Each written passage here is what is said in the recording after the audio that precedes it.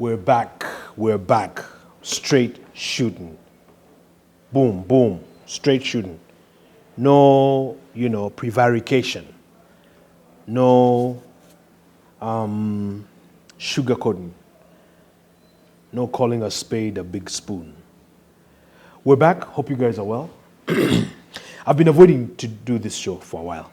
I've been avoiding this show. It gives me no pleasure to do this analysis. I've been avoiding to do this, but do this we must. We must look at Uhuru Kenyatta and why he failed as president. It gives me no pleasure to pass that verdict that he failed, but it's also my responsibility to share the reasons why and to give the reasons why. So, welcome to the show. Hope you guys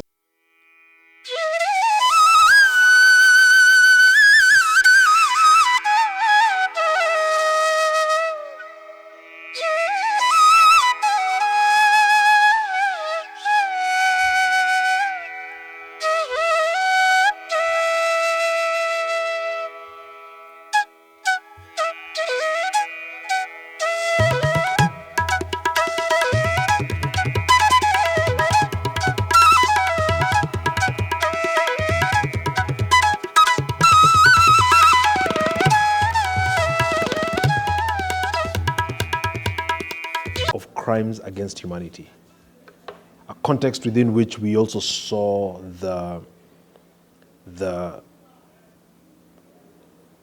curious demise of the then former Justice and Constitutional Affairs Minister, who was very much against Uhuru's candidature, Honorable Mutula Kilonzo. Just prior to that, George Saitoti, who was also a formidable candidate, was pretty much assassinated.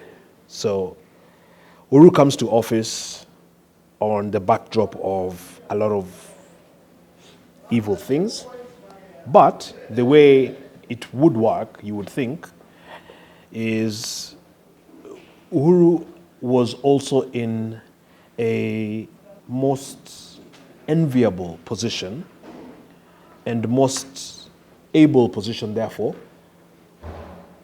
of easily being the best president that Kenya has ever had. For two reasons. For two reasons. And this, I'm just giving you guys a preface, a precursor, synopsis of what Uhuru could have been and how and why. So easily, Uhuru could have been the best president, even though he is coming on a wrong note, for two reasons. Number one, so Uhuru Kenyatta and Aden Duale, Honorable Aden Duale, alluded to this the other day.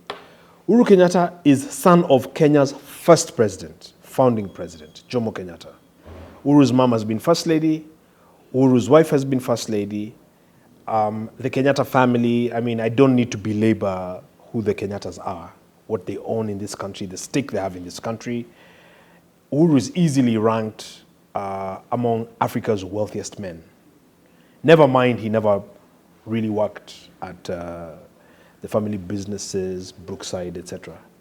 So Uhuru comes into power, and two things. Number one, his father's face is on the money. So Uhuru is the last guy you might expect to be looting. If Uhuru became president, and didn't steal 1 shilling, his family would never suffer. So I just want to put this into context. And to let Kenyans understand what greed is and what greed causes and what greed can become. If Uhuru became president and didn't steal a single shilling or dollar, his family would never suffer. They'd never sleep hungry. That's number one. Number two, all Uhuru had to do is follow in the footsteps of his predecessor, his godfather, Mwai Kibaki. That's all Uhuru had to do.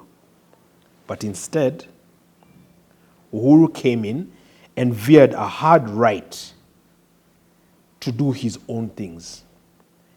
So, therefore, you have such things as NYS 1, everybody in Kenya and outside of Kenya, knows what happened under NYS. There were reports that you would have, how the heist happened. You would have, officials in the ministry change a payment voucher, add 10 and pay. You remember Anne Waiguru, the then CS, convening a press conference and saying how she's the one who is a whistleblower because she realized that she lost her password to IFMIS. She's a former IFMIS manager, the Integrated Financial and Management Information System that is used as a payment platform at the National Treasury. How she is the one that whistle blew on a password for IFMIS, called the DCI in, to save, I think it was 391 million shillings. The subsequent Auditor General's report showed that clearly no less than 1.8 billion shillings was lost under NYS. That was NYS 1. Because as if it wasn't enough, Waiguru herself, who resigned, position saying that she was under stress and the doctor had asked her to rest and she had asked the president for lighter duties. Here I'm just using quotes. I have been advised by my doctor, who's sitting next to me, to take time off, to recover, and to undertake much lighter duties for some time. I have therefore, following my doctor's advice, requested His Excellency the President to relieve me of the responsibilities of Cabinet Secretary, Devolution and Planning, and should he find it fit to accord me such lighter duties. Then went ahead now to seek political cover because it is proven strategy that if you're still in Kenya, it is good to find a constituency, use the money to campaign and find political cover so that in essence you're untouchable. As if it wasn't enough, NYS 2 happened. And on this show, you can actually get the information, go do your background research and find that what I'm saying is true. So NYS 2 happened, and this was now a good descriptive, adjective for the Uhuru government, what you could call Jubilee 1 or Uhuru 1, followed by Uhuru 2. Under President Uhuru, everything in government agencies became a dirty word. If you say NTSA, because of dysfunction and because of corruption. If you say NTSA, people know you're talking about obvious bribery of traffic police officers and commensurate rise in fatalities on the roads. So the police are standing in broad daylight, in uniform, picking money, 50 bobs, 100 bobs, 500 bobs, etc., passing unroadworthy vehicles at checkpoints. People are rolling in cars, matatus, buses, dying, including children, okay? And the NTSA just sits put. In these agencies, he would put incompetent people based on really nothing, hiring buddies, former Saints guys or whatever, and people who couldn't deliver a thing. And the consequence of that is in blood and treasure. If you talk about Kenya Ports Authority, where Daniel Manduku was, you saw the president's own rantings at KPA. There's a phone I used to have. Ile simu watu walikuanga wananipigia, siku hizi hiyo simu ilizimwa. Hakuna pahali ile mtu alikuwa anapiga simu. Mambo yamekwenda, ni noma, nisaidie. Hizo simu zilizimwa. We know what you're doing. We know what you're doing and how you're doing it. Manduku was appointed one day at midnight, by the way. And of course, the channel to go through that time for appointments was MK, Uhuru Kenyatta, President's brother. Can I tell you this, and I say this live on TV? For the 10 years that Uhuru was a president, you could not be appointed a board member of any state corporation unless his brother Uhuru Kenyatta cleared you at Peponi office. That's correct. God my witness. Uhuru Kenyatta did not have any position in government, but he had to sign. He had to sign every paper. So from 2013. If you talk about Kenya Port, the kind of looting and madness and evasion, etc., you've seen at Kenya Port, you remember all the issues at Kenya Pipeline Company. The early age of petroleum. I think Titron had happened before, But now there were so many allegations under then Minister Charles Keter and others, and just a whole corruption, which is something we were tackling in the 90s and into the new NAC administration of 2002, now became again front and center. Instead of moving a progressive agenda forward, we now were back to where we were 20 years ago, which is tackling corruption as a major issue or dysfunction of government, because corruption actually costs money. And I'm just going to quote here the former head of public service, who is also the former PS Treasury, that a third of the economy, therefore about 700 billion shillings, is lost to corruption in forms of fake tendering, in forms of, paying for services not delivered, in forms of theft, looting, et al. I mean, that's a lot of money. I'll quote the former president himself, the fourth president, Uhuru. What is 2 billion? 2 billion ndio inapotezwa kila siku. In fact, if you sit and do the numbers, he was right, because the president is a consumer of intelligence. And I knew as soon as he said that number, and I actually went back and sat and looked, it's actually 2 billion a day. And this is the head of government acknowledging that in public and basically doing nothing about it and saying, but 2 billion is lost every day. So at some point, we had a very casual change of currency in Kenya. So basically, the government changed the notes, the money. Presumably, in this fight with his deputy, and to kind of cripple DP Ruto's, aggressive campaign, they said, there's all this corrupt money around, looting from Uhuru first Jubilee administration. We're going to change the money. I'm subsequently told that, of course, once the new administration came in, if you have old money that you had stashed somewhere, you have ways of going to say, you're in power now, hey, change my money. So a currency change basically that in many ways yielded nothing. Because we even have all these regulations by CBK and what have you, supposed to curb money laundering. I would just say money laundering has even gotten more sophisticated and larger. If you look at even the issues that came up with Family Bank, Equity Bank, etc. for NYS, I mean, you had a branch opened at 5 a.m. for illegal, improper withdrawals of cash. And you remember Josephine Kafura in her testimony in front of Parliament saying, I withdrew 50 million. Kafura confirms lending another suspect, John Kago, 60 million shillings, but says she could not remember the finer details of the agreement to lend him the money at an interest rate of 10%. Was that the only amount? And was Ms. Kafura? Yeah, it was the only amount. Josephine, order, where did you take the money? To site, we're building in Rongai. I mean, so a lot of these very, very sporadic, very casual kind of guesswork approach to governance is what could be used to define, Uhuru's legacy. I think that even the roads and bridges and whatnot that he's done, and he's done quite a bit of roads, especially like in my county, Machakos. President did quite a bit of roads, they were campaigning just prior to 2017, looking for votes, etc. But again, these are blueprint plans from SGR and what have you that they found done by Kibaki and now used also as conduits for looting.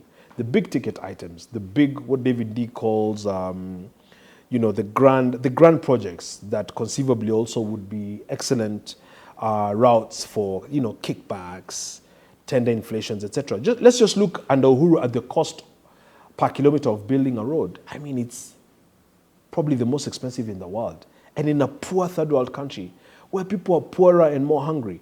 Uhuru didn't even try to pretend that he could have the discussion on job creation that Mwai Kibaki before had said, we can try to create 500,000 jobs a year. I mean, they just even stopped even trying to pretend. There was just no discussion about such things as job creation. Let's go to Eurobond. I won't say much in Eurobond, but everybody knows the scandal and disaster this Eurobond was.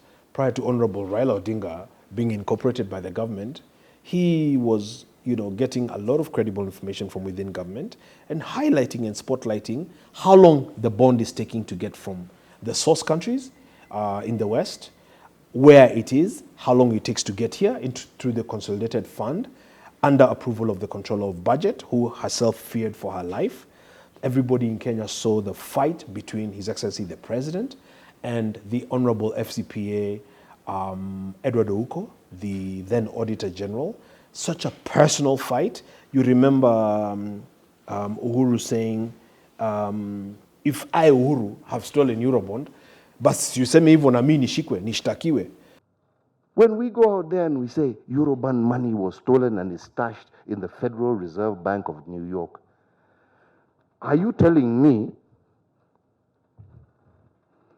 that the Treasury and the Federal Reserve Bank of the United States have colluded? Yani mjinga ni nani? Kama ni Uhuru, prosecute me. What's the problem? What have you been denied? Yeah? This is just a political circus. And expressing his frustration because the office of the Auditor General is an independent office envisaged under this constitution. And so I remember in the anti-corruption summit at State House, the president saying, si mimi nilimuandika, nilimwajiri kazi, siwezi kumtoa, like he's just helpless. What do I do now? What do you want me to do? What do you want me to do? We have the Auditor General. Keep saying money was stolen from Eurobond. Asema. Nini nimekufungia? I did not appoint you. All right? I cannot sack you. What is your problem? Sema, kama imeibiwa, sema iliibiwa na Uhuru. And really undermining the fight against corruption by, instead of embracing the Auditor General and working together to fight corruption, turning his office into a pariah office.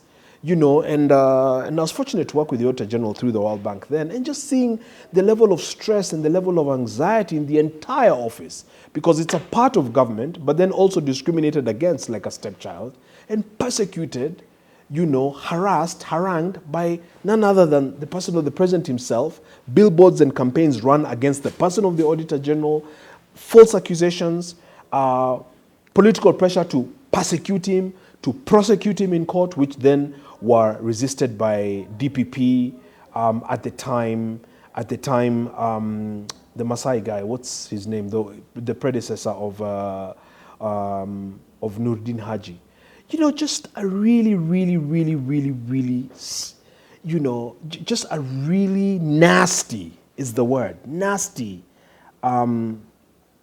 fight and war of words and harassment between arms of government. The president, of course, began all of this by emasculating Parliament, putting his own friend, Speaker Justin Muturi, as his buddy to kind of control Parliament. In the olden days, President Moi, who was really not a Democrat worth emulating, would even meet parliamentarians at KICC. Uhuru was so arrogant that he would not even pretend to care about Parliament. He would summon MPs to State House and basically just ramrod and force and let them know what he wants to do or not do, as opposed to having Parliament as an arm of government for checks and balances. Disobeying court orders. This is Uhuru's legacy. Disobeying court orders arrogantly, publicly, creating, for example, the fake post of Chief Administrative Secretary, CAS, against the Constitution, against the Constitution, dismantling Constitution and constitutional offices. Therefore, how do you threaten judges in public? How do you threaten judges in public? It is true we have corrupt judges in Kenya. We don't have a very clean and enviable judiciary. But how do you threaten judges in public and name call them wakora judges, etc., and what have you? Uhuru believes in cynical politics, that politics is a game in and of itself, that the people are not really worth respecting, that it is just a means to an end for your own, ulterior motives and selfish reasons. I believe right now he's in a dangerous game with Ruto because he says it openly that we handed over power in broad daylight, peacefully. How could that happen if he didn't want his deputy to ascend? Does anyone know of any police station that Uhuru has reported to when his farm was attacked, his sheep stolen, and the farm set alight? Because I remember the president casually expressing some times back that if you know anyone who was stealing at Kemsa or anywhere, enda pale Kiambu Road, I'm quoting him, enda pale Kiambu Road, kwa DCI, piga ripoti huko. Sasa yeye amepiga ripoti. Uhuru demystified the presidency, but unfortunately in so doing, which is a good thing, in so doing he also just brought absolute ridicule and dishonor to the worthwhile and priceless office of the president and the authority of the office of the president. And to be honest, if you look at article, for instance here, Article 129, Article 129, just even as you look at Uhuru's conduct today now as a retired head of state, if you look at Article 129, these are just basic articles, executive authority is derived from the people, that is 129(1) of Kenya, and shall be exercised only in accordance with this constitution. 129(2), executive authority shall be exercised in a manner compatible with the principle of service to the people of Kenya and their well-being and benefit. So that every decision a president takes, this is important even as we discuss the budget, as we discuss security, as we discuss, even foreign policy. If you look at how Kenyans suffer in Saudi Arabia and elsewhere, just thrown off buildings, treated as slaves, etc. The lethargy when it comes to Ministry of Foreign Affairs in dealing with the issue, etc. There is no clear adherence to the Constitution. There is no putting Mwananchi first, who Article 1.1 gives Mwananchi the powers to then elect and delegate the powers from Mwananchi to elected representatives. It's just basic constitutional principles that didn't mean anything to Uhuru Kenyatta. Look at 75, 77, and even 76, Article 75. Article 75, a state officer shall behave, and Sonko was a state officer as governor, whether in public and official life, and he was Uhuru's governor. The same Sonko who said he went to State House, signed off powers of the governor to Nairobi Metropolitan Services, an unconstitutional body again, and said, when I go to State House, Uhuru and Eugene Wamala, who is a CS, walinipea pombe, so I don't even know what I signed. Okay, we can laugh now, it's a bit funny, humorous, but just imagine, this is how a country is being run. A state officer shall, in a manner that avoids, shall behave in a manner that avoids any conflict between personal interests and public or official duties. Brookside Milk was supplying government for the longest time with their son Uhuru as president of Kenya. Compromising any public or official interest in favor of a personal interest, demeaning the office of the office the officer holds. 76, financial probity of officers. It talks about gifts. It talks about a state officer shall not maintain a bank account outside Kenya except in accordance with an act of parliament, etc. You remember the Pandora Papers? 77, a full-time state officer shall not participate in other gainful employment, etc. A retired state officer shall not receive remuneration for public funds other than as contemplated in Clause 3. And in fact, if you look at subsidiary legislation, namely, here we go, namely Section 6 of the Presidential Retirement Benefits Act. A retired president shall not hold office in any political party for more than 6 months after ceasing to hold office of president. So automatically, how can Uhuru even be fighting for Jubilee, a failed party which is now fighting for control over, and which the registrar of political parties, a lady he himself saw into office, okay? She's ruled the other way. That Sabina Chege is now the political party leader of that political party. Now, a few funny questions have been asked. Oh, how come Obama is an American president? We're talking about the explicit provisions, of the laws of Kenya. Never mind that Obama, for instance, is running politics where, for example, he nominated his Secretary of State, Hillary, campaigned for her, highlighted and detailed why he thinks she'd be good for the country. She won she won the popular vote, but lost narrowly the electoral vote to Donald Trump. The president, retired president, then campaigned for his vice president, Joe Biden, current president. But he did so in an honorable, open, principled manner, not this petty politicking, reja, as Duale called it, that Uhuru is doing. So it's apples and oranges. It's not the same thing. Uhuru is saying, oh, nilikuwa nimetulia, watu wakanirushia maneno, so walikuja wamechoma shamba yangu, wameiba mbuzi zangu. So what are you doing? An indirect contravention of the law. So this kind of thing is what cheapens the office, is what hurts democracy. And by the way, for youth who are 80% in this country, under 35, it just gives them nothing to look forward to. Because what we have now is just a legacy of corruption, of stealing. I think I talked about Pondara Papers. Just complete disregard of the Constitution. Uhuru could go months without convening cabinet and chairing cabinet. Months. Uhuru just didn't care. He just absolutely didn't care. And this is why he failed as president. Because he didn't have a clear idea of what he wanted to do. This is what happens when you use the office like as a shield to protect yourself from extraneous circumstances. So in the whole fight for ICC, Uhuru came in, he got an opportunity, they had money, he could do campaign, etc., and became president. And then voila, you're there, you're president, but you don't have a clue what you want to do. That's where the incompetence comes in. So I've just told you the how. Thanks for watching. It's always a pleasure to talk the real stuff.